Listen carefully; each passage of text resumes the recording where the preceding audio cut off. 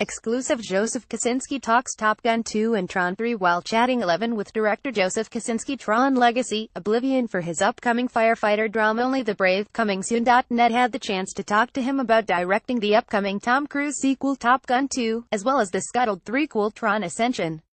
Coming soon. Net in a lot of ways Only the Brave seems like a good trial run for Top Gun 2, because the first one was such a patriotic American guy movie. Is that fair to say? Joseph Kosinski: Yeah, I know I wasn't thinking about Top Gun when I made Only the Brave, but I've had a couple of people say that to me.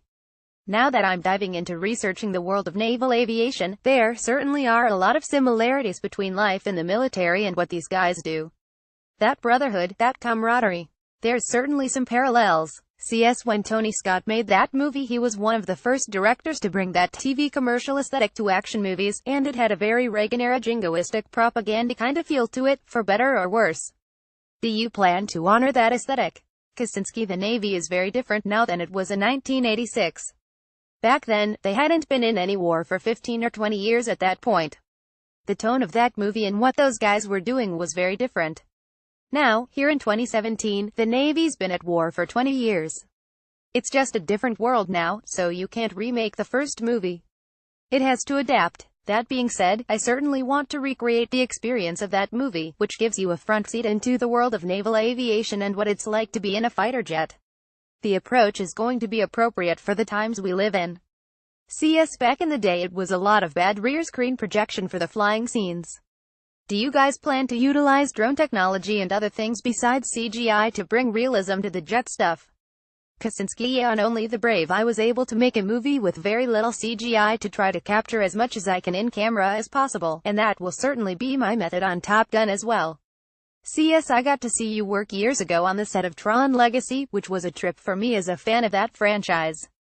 It was the scene where you shot Steven Lisberger's cameo, Kosinski, at the end of Line Club. Yeah, I know Ascension got put on the back burner. Do you still have any active involvement in the iteration that has Jared Leto attached? Kosinski: Jared and I had actually been talking about TRON since TRON Legacy back in 2009.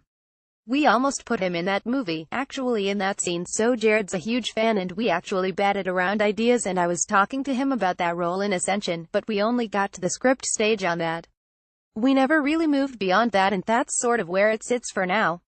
Paramount Pictures has set a Top Gun sequel release date for July 12, 2019. The film, starring the 1986 original's Tom Cruise, will be directed by Joseph Kosinski, who previously directed Cruise in Oblivion. Although the title Top Gun Maverick floated around briefly, the film is currently without an official title.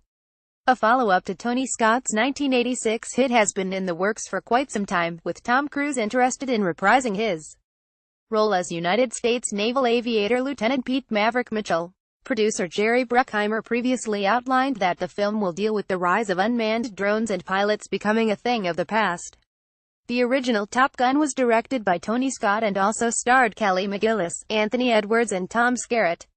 The film won an Academy Award for Best Original Song for Take My Breath Away, performed by Berlin. In 2015, the United States Library of Congress selected the film for preservation in the National Film Registry, finding it culturally, historically, or aesthetically significant.